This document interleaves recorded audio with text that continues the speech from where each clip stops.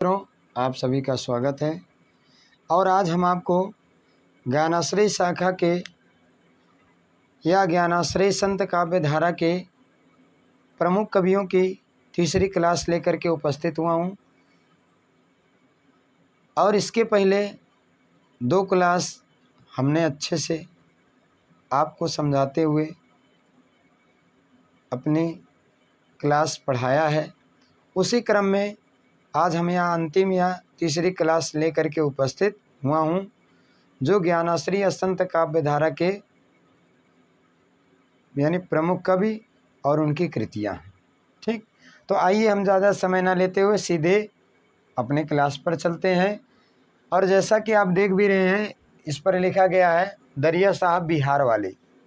आज हम संत काव्य धारा के यानी 10वें कवि देख रहे हैं, यानी दरिया साहब बिहार वाले। ठीक, तो उनकी हम रचनाएं देख लेते हैं कौन है। यहाँ क्या है, दरिया साहब बिहार वाले, क्लास नंबर 3 है ये। जो इसमें हम देख रहे हैं क्या, इनकी जो पहली रचना है बिहार वाले, दरिया साहब बिहार वाले की, इनकी पहली रचना जो है वह है दरिया सागर।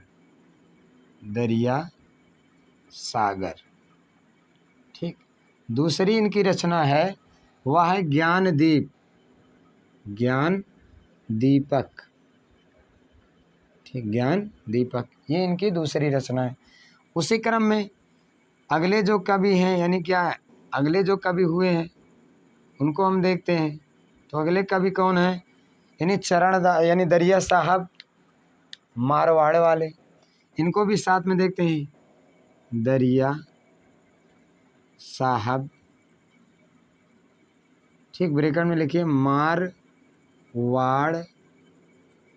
वाले, मारवाड़ वाले। ठीक है, यानी दरिया साहब बिहार वाले थे तो दरिया साहब मारवाड़ वाले हैं। इनकी कुछ साखियाँ, केवल इतना आप जानते रहिए कि केवल कुछ साखियाँ हैं बस इनकी, केवल कुछ साखियाँ हैं, साखियाँ उपलब्ध हैं बस, रचना कोई नहीं। ठीक है, इनकी कोई रचना नहीं, केवल कुछ साखियाँ हैं। उसी क्रम में हम देखते हैं अगले कौन है, चरण दास। चरण दास, अब चरण दास हैं तो इनकी हम कुछ रचनाएं देख लेते हैं कौन कौन से। जैसे अष्टांग योग, इनकी जो पहली रचना है वह है अष्टांग योग। ठीक, अष्टांग योग। दूसरी इनकी रचना है वज्र, ठीक है, ब्रज चरित्र। तीसरी इनकी रचना है योग संदेह सागर, योग संदेह सागर, योग संदेह सागर। उसके बाद चौथी इनकी रचना है भक्ति सागर। पांचवी इनकी रचना है धर्म जहाज।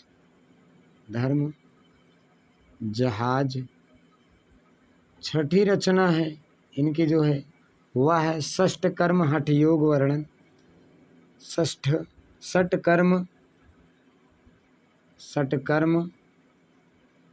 हठ योग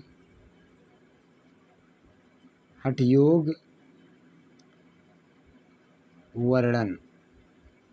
ठीक, हठ योग वर्णन। उसी क्रम में इनकी अगली जो रचना है वह कौन सी है, इनकी अगली रचना है अमरलोक अखंड धाम वर्णन। अमर लोक अखंड धाम वर्णन। ठीक, ये है। उसी क्रम में अगली रचना है इनकी जो है वह क्या है, ज्ञान योग विज्ञान, यानी ज्ञान नहीं योग विज्ञान, केवल योग विज्ञान। ठीक, अगली रचना है ज्ञान स्वराज।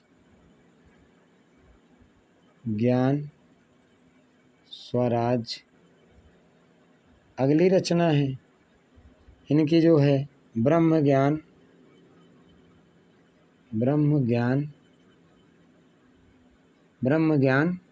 सार। अगली रचना फिर क्या है, ज्ञान सर्वोदय। ठीक, ज्ञान स्वरोदय, ज्ञान स्वरोदय। अगली रचना है भक्ति पदारथ, भक्ति पदारथ। ठीक, यानी ये इनकी रचनाएं हैं, भक्ति पदारथ। ठीक, उसके बाद इन्हीं की दो शिष्याएं थी। ठीक, यानी चरण दास की ही इनकी दो शिष्याएं थी, यानी यहाँ पर इनकी दो शिष्याएं थी,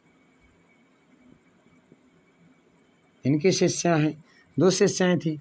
एक शिष्य का नाम था सहजोबाई, यानी दूसरे क्या था, एक शिष्य का नाम था सहजोबाई और दूसरी शिष्य का जो नाम था इनके चरणदास की दयाबाई, दयाबाई। ठीक, सहजोबाई दयाबाई किसकी शिष्याएं थी, चरणदास की। चरणदास की कितनी शिष्याएं, दो शिष्याएं। कौन कौन सी, यानी सहजोबाई दयाबाई। अब सहजोबाई और दयाबाई की रचनाएं भी हम देख लेते हैं। जैसे सहजोबाई की जो रचना है, इनकी जो रचना यानी क्या है, इनकी रचना जो है वह है क्या, यानी सहज प्रकाश।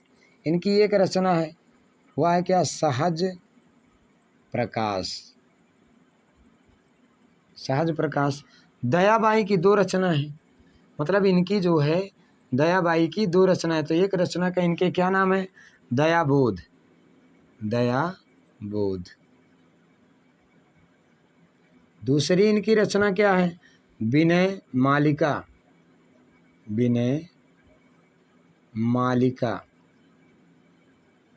विनय मालिका। ठीक, तो हमने यहाँ पर पेज नंबर क्या है, पहले पर हमने क्या देखा है आज यहाँ पर, यानी ये पेज नंबर 1 है, क्लास नंबर 3 है, और क्या पेज नंबर 1 है, क्लास नंबर 3 है। और इसमें हम देख रहे हैं ज्ञानश्री असंत काव्यधारा के प्रमुख कवियों में उनकी कृतियाँ या रचनाएं। तो जिसमें पहले कवि हुए हैं दरिया साहब बिहार वाले, दरिया साहब बिहार वाले, इनकी दो रचना है दरिया सागर और ज्ञानदीप। उसी क्रम में है क्या, दरिया साहब मारवाड़ वाले, इनकी केवल कुछ साखियाँ हैं, बल्कि इनकी कोई रचना नहीं है। अगले जो हैं चरणदास हैं, चरणदास की लगभग 12 रचनाएं उपलब्ध हैं। अष्टांग क्या, योग, ब्रजचरित, योग संदेश सागर, भक्ति सागर, धर्म जहाज, षष्ठ कर्म, यानी क्या षटकर्म, हठ योग वर्णन, अमरलोक, अखंड धाम, योग विज्ञान, ज्ञान स्वराज, ब्रह्म ज्ञान सार, ज्ञान स्वरोदय, भक्ति पदारथ। ये तो थे किनकी रचना, ये थे चरणदास की। अब चरणदास की दो शिष्याएं हैं, मतलब इनकी कितनी शिष्याएं हैं, दो शिष्याएं हैं। कौन कौन सी, सहजोबाई दयाबाई। तो सहजोबाई की रचना है क्या, सहज प्रकाश। दयाबाई की रचना है दयाबोध या विनय मालिका। ठीक, तो पेज नंबर 2 पर हम कुछ बचे हुए अन्य कवियों को देख लेते हैं। इसी में जो है अभी जो क्या है, बहुत से ऐसे कवि हैं जो ज्ञानाश्रय शाखा के बचे हुए हैं, उनको हम अगले पेज पर देखते हैं।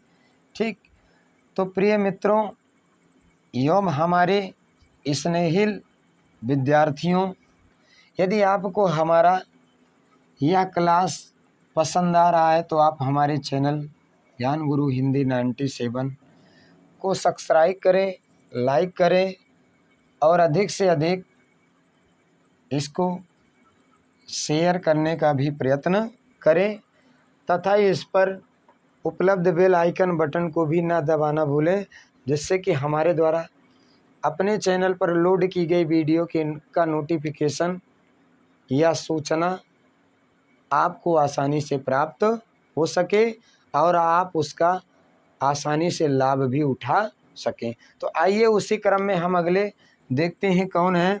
यानी हमने देखा था जो है चरणदास तक उनकी दो शिष्याओं की रचनाओं भी देखा था। अब उसी क्रम में हम देखते हैं किसको, हम देख रहे हैं क्या है, यानी चरणदास क्या है कि 15वें जो कवि हैं उनको हम देख रहे हैं पलटू दास, यानी क्या पलटू दास। और पलटू दास के बारे में केवल यही इतना समझ लो कि पलटू दास की कोई रचना उपलब्ध नहीं, रचना उपलब्ध नहीं, मतलब इनकी कोई रचना उपलब्ध नहीं है। केवल एक कवि हैं लेकिन इनकी रचना नहीं है। उसके बाद अगले जो कवि हैं वह कौन है? भीखा, भीखा साहब। कौन है? भीखा साहब। अब भीखा साहब की रचनाएं हम देखते हैं। भीखा साहब की बहुत सी रचनाओं में से केवल 2-3 रचनाओं को हम देख लेते हैं। जैसे इनकी पहली रचना है अलिफनामा, अलिफनामा। दूसरी इनकी रचना है ककहरा, ककहरा। तीसरी इनकी रचना है राम जहाज, राम जहाज। ठीक, राम जहाज। यानी जो है राम जहाज इनकी रचनाएं है। उसी क्रम में अगले जो कवि हुए हैं वह कौन है? संत सींगा, संत सींगा। तो संत सींगा की हम रचनाएं देखेंगे। इन्होंने संत सींगा, पहली जो इनकी रचना है उसका नाम है क्या? संत सींगा का उपदेश, का दृढ़ उपदेश। यानी क्या है? संत सींगा का दृढ़ उपदेश। ठीक। उसके बाद दूसरी इनकी रचना सींगा जी का क्या है? नरद। दूसरी रचना है सींगा जी का नरद। ठीक। तीसरी इनकी रचना है उसको सींगा जी का सप्तवार, सींगा जी का सप्तवार, सप्तवार। चौथी इनकी रचना है सींगा जी की वाणी, सींगा जी की वाणी, सींगा जी की वाणी। पांचवी इनकी रचना है वह है सींगा जी की बालावली, बाणावली। ठीक है ना? यानी क्या है? सींगा जी की बाणावली, सींगा जी की बाणावली, बाणावली। और अगली जो इनकी है छठी, वह कौन सी है? उसको आप देखिए, सींगा जी का आत्म ध्यान, ध्यान। सींगा जी का आत्म ध्यान, ध्यान। सींगा जी का आत्म ध्यान। अगली जो है उसी क्रम में इनकी जो है सींगा जी का सरद, सींगा जी का नरद और सींगा जी का सरद, सींगा जी का सरद। अगली जो है वह है सींगा जी का दोष बोध, सींगा जी का दोष बोध। ठीक। अगली रचना इनकी है आठवीं, वह कौन सी है? सींगा जी का भजन। अंतिम इनकी रचना है सींगा जी का भजन, भजन। ठीक। ये उसी क्रम में अगले जो कवि हैं वह है कौन? अक्षर अनन्य, अक्षर अनन्य। ठीक। अक्षर अनन्य की हम रचनाएं देख लेते हैं। इनकी पहली रचना है राजयोग, राजयोग। दूसरी इनकी रचना है विज्ञान योग, विज्ञान योग। तीसरी इनकी रचना है सिद्धांत बोध, सिद्धांत बोध। चौथी इनकी रचना है, चौथी विवेक गीतिका, विवेक गीतिका। पांचवी इनकी रचना है ध्यान योग। छठी इनकी रचना है ब्रह्म ज्ञान। सातवीं इनकी रचना है अनन्य प्रकाश, अनन्य प्रकाश। ठीक। उसी में बाबा लाल की क्या अगले जो कवि हैं वो क्या हैं? बाबा लाल। बाबा लाल, बाबा लाल की भी हम देख लेते हैं। बाबा लाल की कौन कौन सी रचनाएं हैं?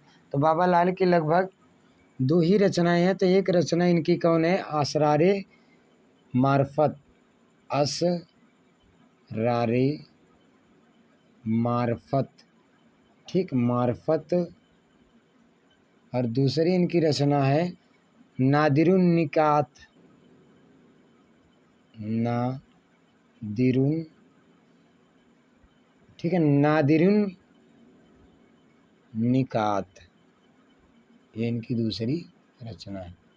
ठीक, उसके बाद यानी गुरु अर्जुन देव हैं।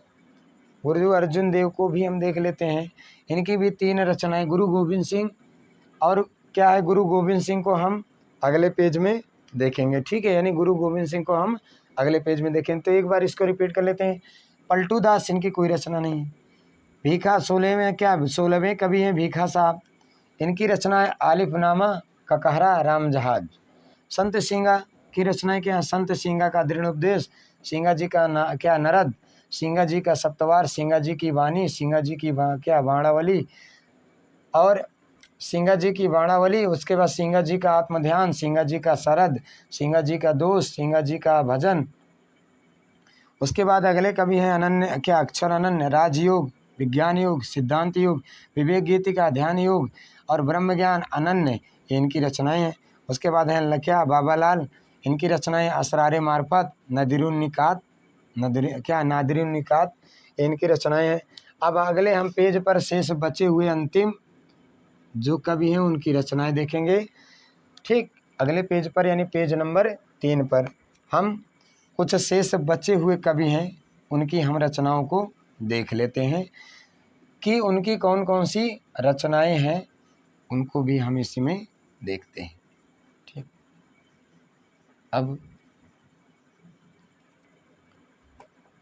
अगले जो कवि हैं वह है 20वें स्थान पर। 20वें जो कवि हैं वह हैं गुरु गोविंद सिंह। गोविंद सिंह, गुरु गोविंद सिंह हैं। और इनकी रचनाएं क्या है इसको हम थोड़ा देखते हैं। इनकी रचना है नंबर 1 चंडी, क्या है इनकी रचना है? सुखमणि, एक रचना है सुखमणि। दूसरी रचना है 52 आखरी, यानी क्या 52 आखरी, ठीक है ना, आखरी। और तीसरी इनकी रचना है वह है 12 मासा, 12 मासा। ठीक, अब देखिए 12 मासा है। ठीक, यानी ये जो रचनाएं हैं ये गुरु गोविंद सिंह की नहीं, भूल बस हो गई है, यहाँ थोड़ा मिस्टेक हुआ है। ये गुरु गोविंद सिंह की रचनाएं नहीं बल्कि ये रचनाएं हैं गुरु अर्जुन देव की, सॉरी, ठीक, गुरु अर्जुन देव की। ठीक, गुरु अर्जुन देव की, क्योंकि 12 मासा का वर्णन उन्होंने ही किया है, तो गुरु अर्जुन देव की रचनाएं हैं। उसके बाद अब हम दूसरे क्या है दूसरे को देखते हैं, वह है गुरु गोविंद सिंह। गुरु गोविंद सिंह, गुरु गोविंद सिंह को देखेंगे। और गुरु गोविंद सिंह की कौन कौन सी रचनाएं उसको हम देख लेते हैं। जैसे इनकी रचना है चंडी चरित, इनकी पहली रचना है चंडी चरित्र। दूसरी इनकी रचना है विचित्र नाटक। और तीसरी इनकी रचना है जफरनामा।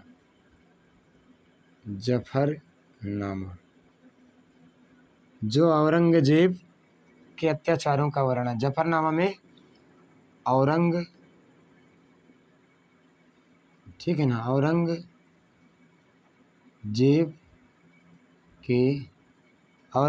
के अत्याचारों का वर्णन है। ठीक, अत्याचारों का वर्णन है, इतना आप जानते रहिए। ठीक, यानी जो जफरनामा है इसमें औरंगजेब के अत्याचारों का वर्णन है। अगले जो कवि हैं वह हैं नामदेव।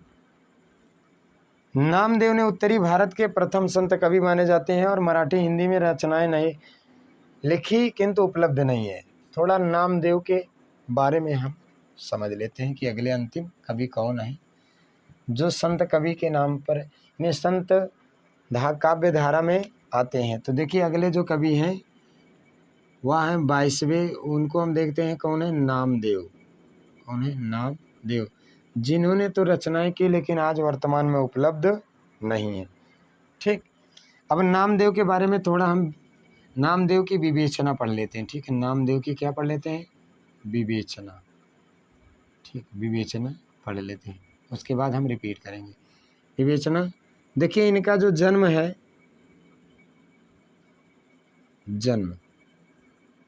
इनका जन्म जो है वह 1270 ईस्वी में, 1270 ईस्वी में, ठीक, नरसी बमनिक सतारा, नरसी बमनी सतारा में हुआ था। ठीक, और निधन इनकी मृत्यु जिसको कहते हैं, ठीक, 1350 ईस्वी में। और इनकी जो जाति थी ये जाति से दर्जी थी, या इन्हीं को दीपा यानी दीपा कहा। ठीक, उसके बाद इनके गुरु जो थे, गुरु का नाम जो थे विशोबा थे। कौन थे, विशोबा। ठीक, खेचर, विशोबा खेचर। ठीक, खेचर नाथ, यह कहीं कहीं मिलता है खेचर नाथ, वैसे उनका मूल नाम विशोबा खेचर था। ठीक, और इन्हें मतलब गुरु नानक इन्हें उत्तरी भारत का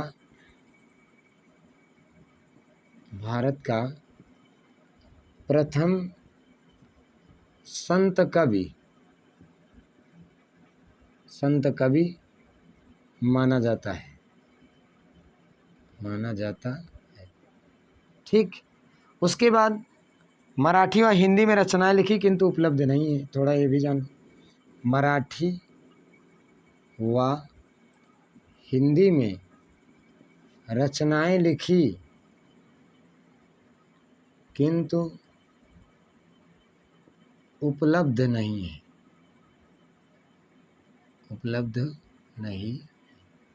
ठीक, किंतु उपलब्ध नहीं है। ठीक है, तो आज हमने अपने इस क्लास में ज्ञानाश्रय शाखा के अंतिम कवियों पर यह क्लास लेकर के उपस्थित हुआ था। और यदि आपको हमारा यह क्लास पसंद आए तो आप हमारे चैनल ज्ञान गुरु हिंदी 97 को आप सब्सक्राइब करें, लाइक करें, शेयर करें। अगले क्लास में हम आपको निर्गुण भक्ति धारा की यानी निर्गुण भक्ति काव्य धारा की दूसरे भाग की क्लास लेकर के उपस्थित होंगे, यानी जो काव्य धारा है प्रेमाश्रय काव्य धारा या सूफी काव्य धारा। ठीक, धन्यवाद।